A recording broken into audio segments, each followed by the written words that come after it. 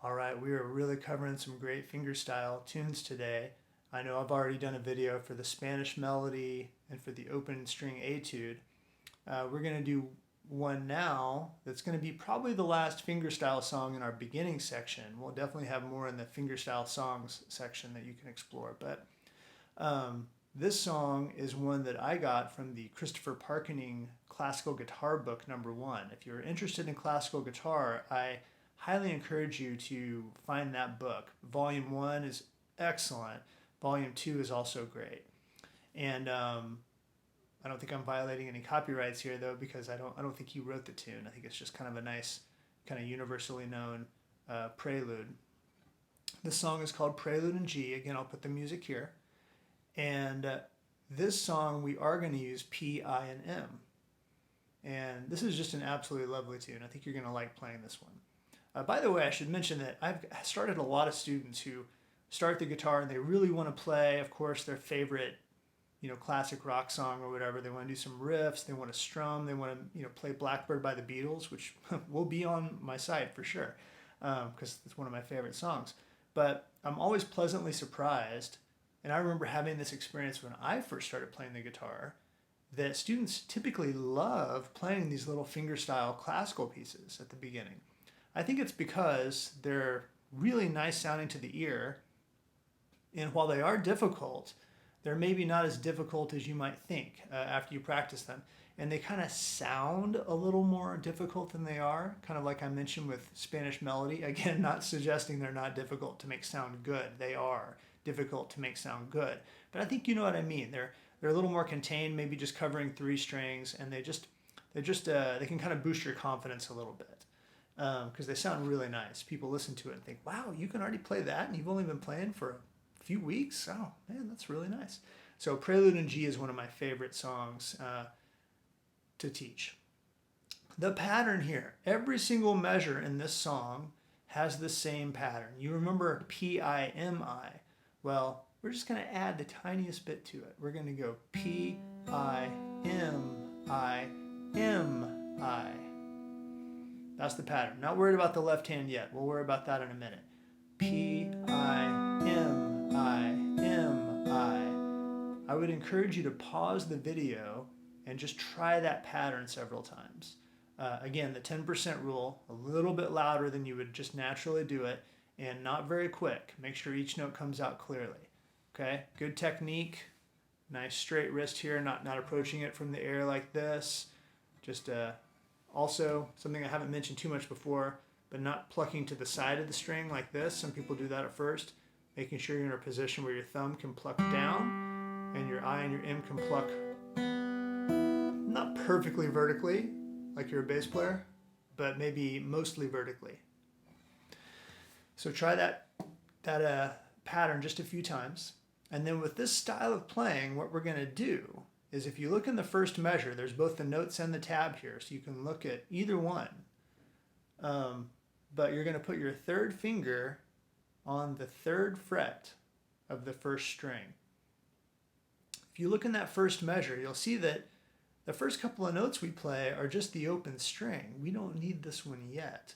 However, the way this type of guitar playing works much of the time is that we go ahead and get a position here, hold it, and then let our right hand do all the work.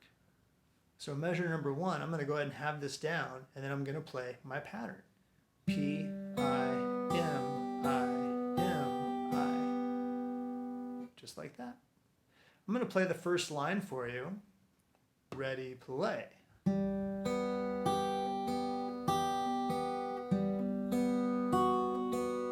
I switch to 2. Now all zeros. Now my 2 comes back down.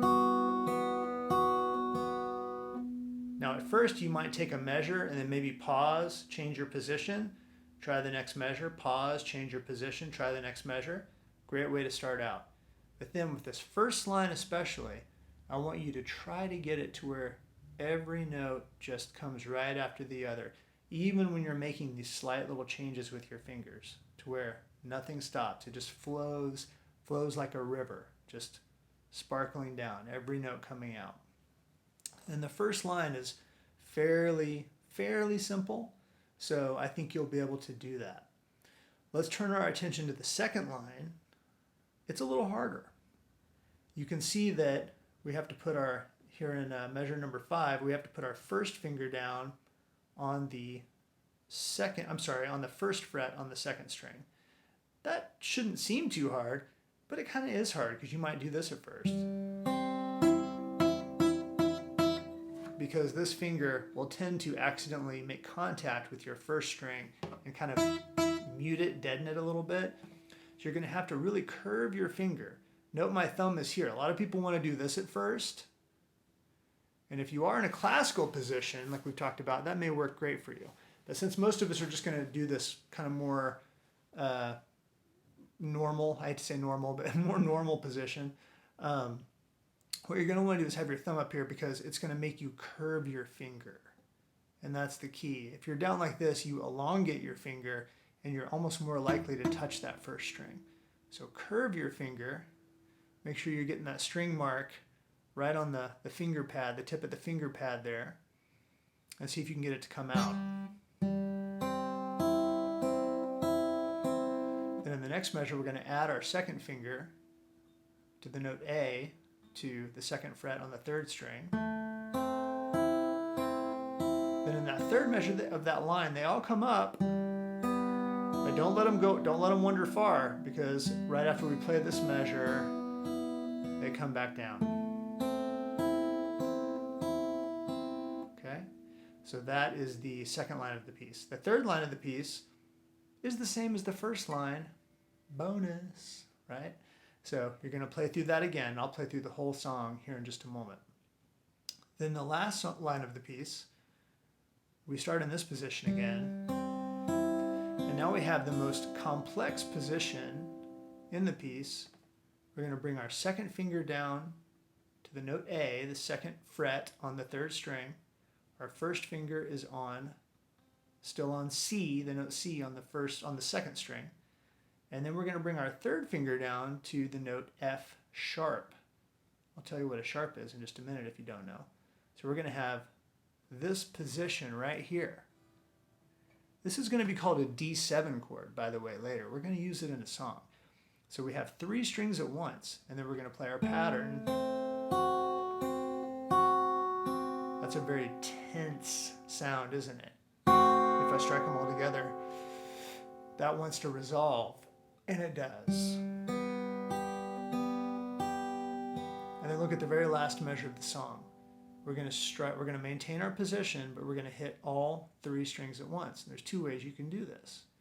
You can just simply use PIM over here and do them together. Or if you want, you can use your thumb and just strum down. Whatever you like. All right, great. So I am going, well, real quick, let's talk about a sharp. We'll talk about this more in depth, but if you remember from our natural scale, if you looked at some of the way I had the notes written, the names of the notes, this was an F, and I'm calling this one an F sharp, because a sharp just simply makes whatever note you put it on go 1 fret higher. A flat makes any note you put it on go 1 fret lower. And then you'll also see a sign sometimes for natural, meaning if a note has been sharp or flat, they're just naturalizing it, making it a, no preservatives, 100% natural, right? Taking that away. So we'll go over that more in depth later. But let's play the entire song. Again, you may pause the video, maybe work on one line at a time, spend a few days. You'll enjoy playing this one. It's a very lovely tune. But play it with me when you're ready. 1, ready, play.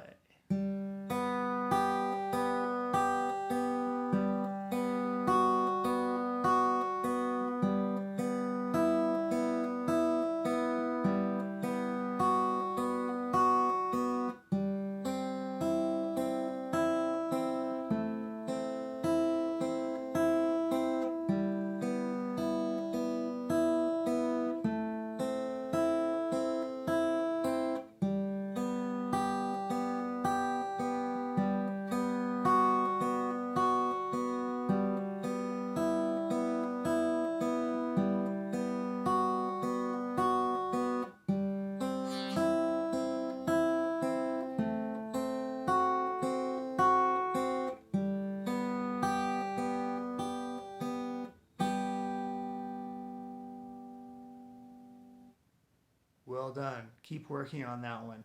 And just like our Spanish melody, as you get better at it, you can start to increase your speed. But as you increase your speed, make sure that you do not sacrifice clarity. So if you do get it to about,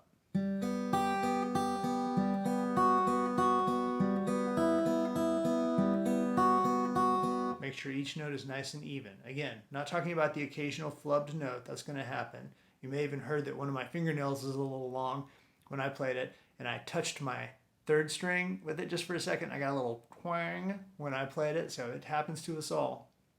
But make sure generally you're playing with the same clarity and the same level of volume, not getting quieter as you get faster. So good luck practicing the Prelude in G.